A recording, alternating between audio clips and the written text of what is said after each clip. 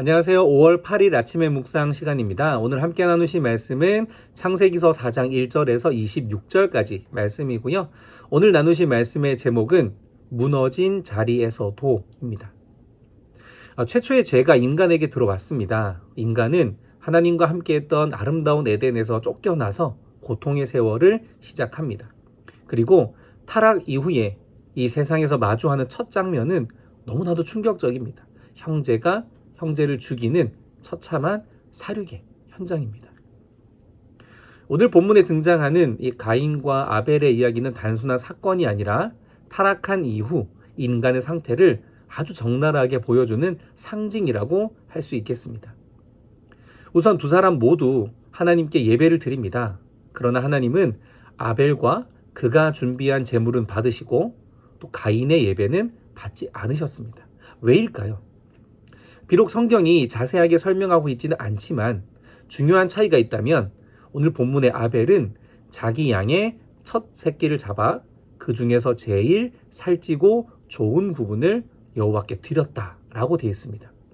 말 그대로 최고의 것으로 예배를 올려드린 것입니다. 반면 가인은 단순히 자기 농산물을 드렸다고 합니다.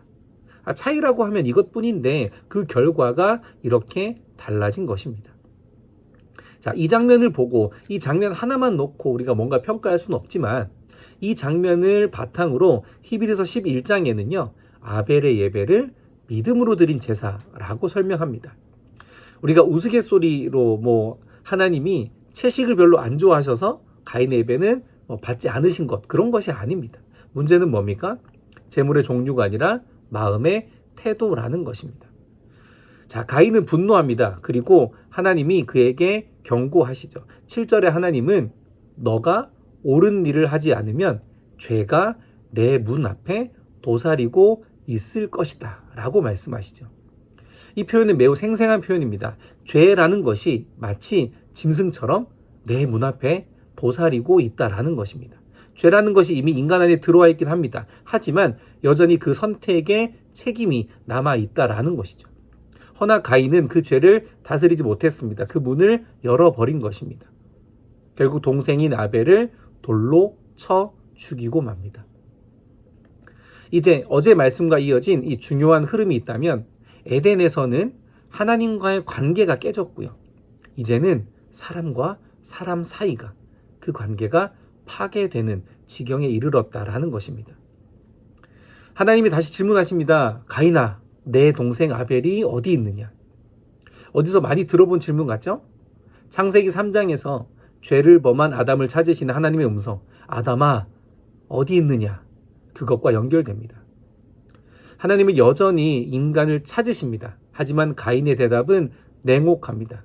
9절에 보면 나는 모릅니다. 내가 내 동생을 지키는 자입니까? 라고 외칩니다. 이것은 창세기 2장에서 인간에게 주신 지키고 보호하라 라는 그 사명을 정면으로 거부하는 절규입니다.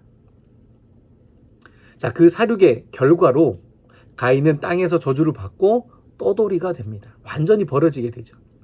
그러나 여기에서도 놀라운 반전의 장면이 있습니다. 오늘 본문 15절에 하나님이 가인에게 표를 주십니다. 그리고 그 누구라도 가인을 죽이는 자는 7배의 벌을 받으리라 약속하시죠. 그를 보호하시겠다라는 겁니다. 공의의 하나님은 심판하십니다. 그럼에도 그 심판 속에서 보호하시고 품어주시는 그 하나님, 이것이 성경이 말하는 하나님의 성품이 아닐까 생각해 봅니다. 자, 이후에 이제 가인의 후손들의 기록이 나옵니다. 그들은 열심히 문명을 발전시킵니다. 그러나 그러면서 동시에 악과 폭력도 함께 증가합니다.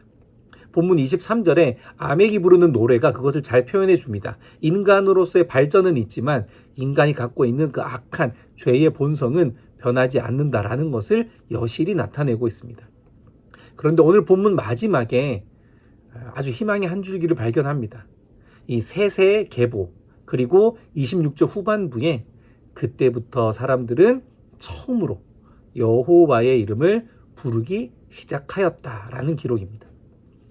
자, 타락 이후에도 폭력과 죄가 난무하는 그 세상 속에서도 하나님을 찾는 사람들이 다시 나타난다라는 것입니다.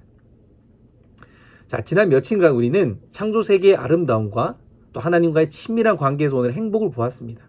동시에 죄의 시작, 또 타락의 비극이 어떻게 이루어졌는지 목도하였습니다. 그리고 이제 오늘 또한 선택의 자리에 서 있습니다. 죄인인 나는 또 한 번 이 땅 가운데, 오늘 하루 가운데 가인의 길을 갈 것인가? 아니면 여호와의 이름을 부르는 길을 갈 것인가? 우리가 사는 이 세상은 여전히 무너져 있습니다. 관계는 여전히 흔들립니다. 그 어느 것 하나 참혹하지 않은 것이 없습니다. 그러나 하나님은 여전히 다시 시작하십니다. 오늘 하루 우리도 다시 여호와의 이름을 붙드는, 그 이름을 부르는 오늘이 되시기를 간절히 소망합니다. 그 외침 속에 무너진 관계가 회복이 되고 흩어진 삶의 방향이 다시금 올바른 길을 찾게 될 것입니다. 다시 여호와의 이름이 우리 모두의 삶을 주관하는, 지배하는, 인도하는 오늘이 되시기를 소망합니다. 감사합니다.